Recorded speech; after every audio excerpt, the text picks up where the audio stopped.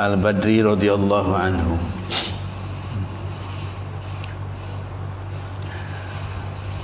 Maksudnya daripada Nabi SAW,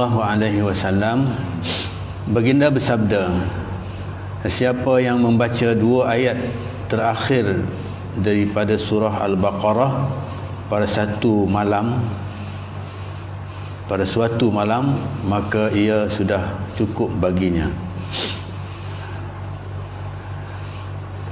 Saya ulang lagi sekali. Imam Al-Bukhari dan Imam Muslim meriwayatkan daripada Abu Mas'ud Al-Badri radhiyallahu anhu.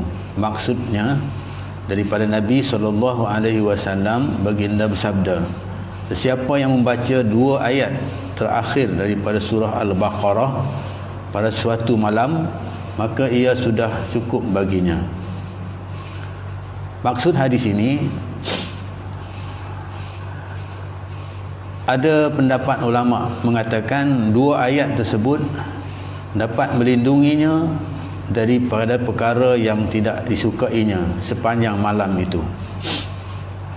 Para ulama yang lain pula berkata 2 ayat tersebut sudah memadai baginya untuk menggantikan ibadah di waktu malam, iaitu qiyamul lail. Ayat tersebut ialah 2 ayat tersebut ialah ayat 285 dan 286 daripada surah Al-Baqarah. Jadi maksud ayat ini ialah ayat yang terakhir daripada surah Al-Baqarah. Ayatnya yang berbunyi, ayat 285 ayatnya yang berbunyi, Amanar rasulu bima unzila ilaihi min rabbih wal mu'minun kullun amana billahi wa malaikatihi wa kutubihi wa rusulihi. Ayat yang berikutnya, wa nufarriqu baina ahadin min rusulihi qalu sami'na wa ata'na ghufranaka rabbana wa ilaikal masir. Seterusnya, la yukallifullahu nafsan illa usaha laha ma kasabat wa 'alaiha maktasabat. Rabbana la tu'akhizna in nasina aw akhtana.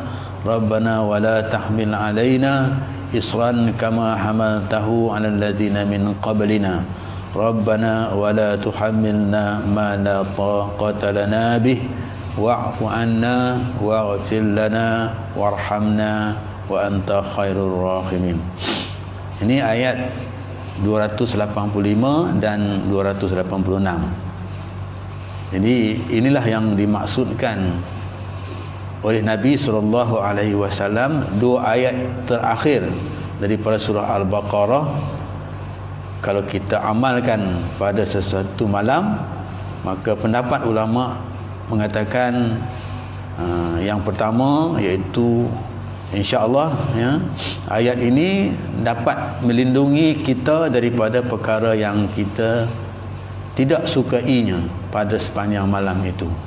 Ya, apa benda perkara yang kita tak sukai, musibah dan sebagainya.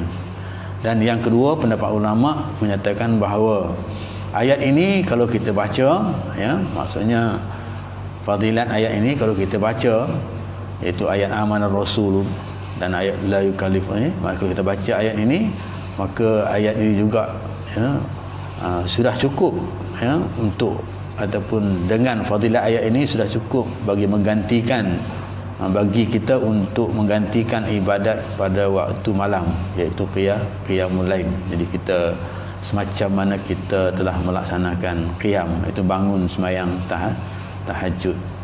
Ini pendapat ulama, 2 pendapat ulama yang berkaitan dengan ayat ini yang disebut oleh Nabi SAW.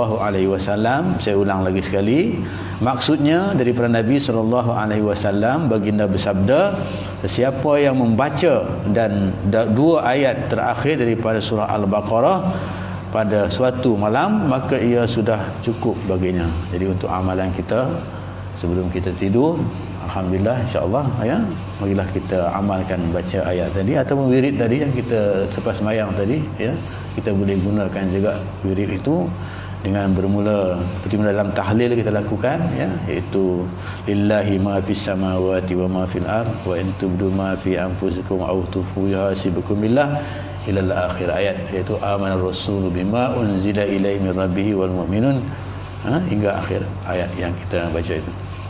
Jadi inilah maksud hadis yang disebutkan oleh Rasulullah sallallahu alaihi wasallam. Untuk itu marilah sama-sama kita mengamalkan ayat ini, mudah-mudahan ianya memberi manfaat kepada kita untuk meningkatkan ketakwaan kita dan keredaan kita, ya, untuk mendapat keredaan daripada Allah Subhanahu wa taala.